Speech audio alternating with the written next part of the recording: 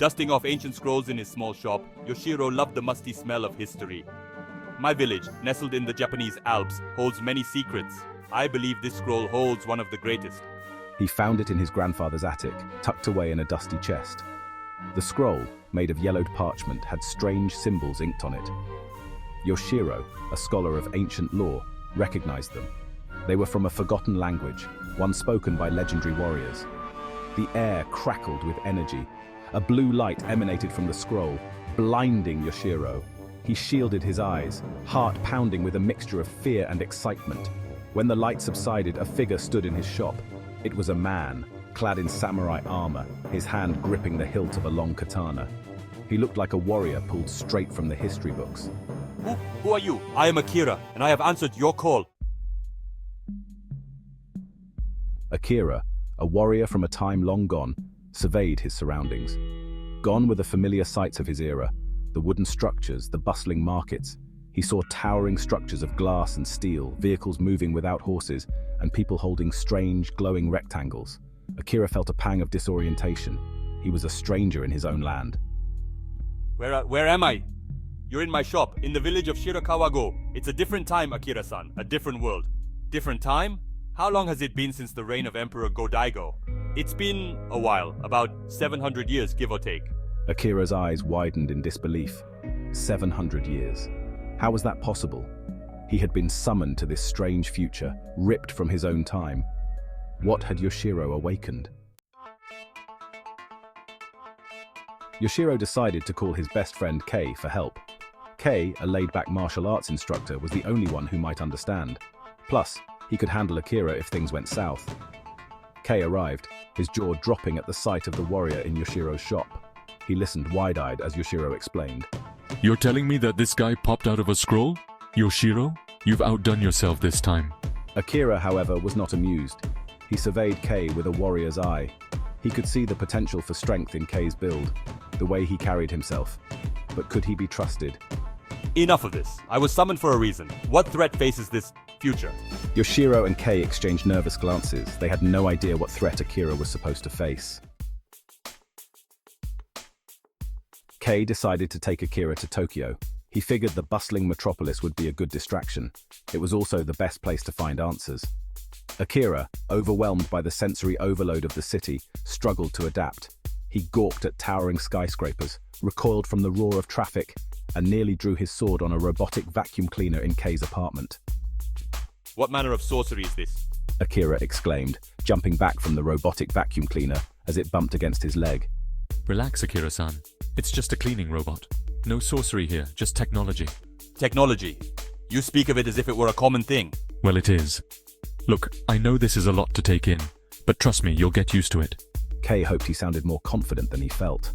Akira, however, was far from convinced. He longed for the simplicity of his own time, a time without the constant barrage of sights and sounds that assaulted his senses.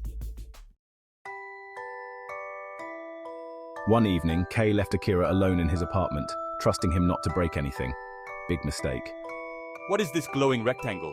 Akira, curious about a glowing rectangle, Kei's tablet, poked it with his calloused finger. The screen lit up, displaying a video call request. Startled, Akira dropped the tablet and drew his katana. The glowing rectangle is trying to steal my soul. By the time Kei returned, finding Akira in a battle stance against the tablet, the damage was done. The tablet's screen was cracked, and Akira looked both terrified and slightly guilty.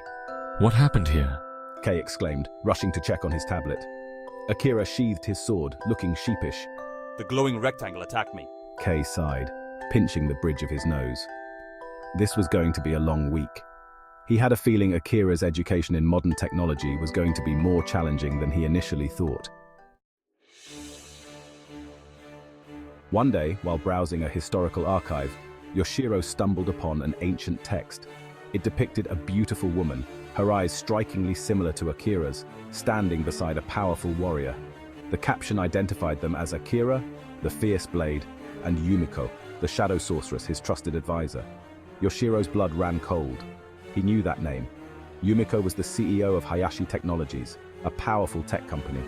Okay, I found something incredible. Remember Yumiko, Akira's advisor? I think she's alive. She's the CEO of Hayashi Technologies. That's impossible, Yoshiro. It's been 700 years. No one can live that long. But what if she's like Akira? What if she found a way to prolong her life? Kay paused, considering this. It sounded crazy, but so was the fact that a 700-year-old samurai was crashing at his place. All right, let's say you're right. What do we do? We need to talk to her. She might know why Akira was summoned. Meanwhile, Akira, still grappling with the modern world, felt a growing unease. He sensed a darkness lurking beneath the city's vibrant facade, a subtle shift in the air that spoke of ancient magic. It was faint, but unmistakable. Something was amiss. This city, it whispers of dark energies. I can feel it in my bones. What kind of dark energies? I know not, but it feels ancient, powerful, and it grows stronger. Kay wasn't sure what to make of this. Was it just Akira's paranoia, or was there something more to it? He decided it wouldn't hurt to investigate. He had a feeling their adventure was far from over. Yoshiro and Kei, armed with Yoshiro's research, managed to secure a meeting with Yumiko. They found her in her office atop Hayashi Tower, her office a study in sleek modern design. She was even more striking in person, her ageless beauty radiating an aura of power and intelligence. Miss Hayashi, thank you for seeing us. We have some unusual information. Unusual information? I find that hard to believe, Mr. Yoshiro, and this is my friend Kei. We know about Akira. The air in the room crackled with tension. Yumiko's casual demeanor vanished, her eyes, now sharp and calculating, fixed on them. What do you know about Akira? Yoshiro held her gaze, his earlier nervousness replaced by a steely determination. We know he's here, and we know who you are. Yumiko, after confirming Akira's presence and hearing about the scroll, revealed her secret. She too had been transported to the future. She explained that she used her mastery of magic to adapt, building Hayashi technologies as a front for her true purpose, to combat the same darkness Akira sensed. I have been expecting this. The darkness, it never truly fades. It merely waits for the right moment to resurface. What darkness? What are we dealing with? An ancient evil, known as the Shadow Council. They are a group of immortal beings, driven by a lust for power. They were the reason Akira and I were separated, sent hurtling through time. The Shadow Council, but they're just a legend. Legends are often rooted in truth, Yoshiro-san, and this is one truth we must face head-on. Yumiko revealed that the Shadow Council, thought to be vanquished centuries ago, was re-emerging. They were the puppet masters behind a series of global disturbances, unexplained natural disasters, technological disruptions, and social unrest. Their goal, to plunge the world into chaos and reshape it in their image. She needed Akira's help to stop them.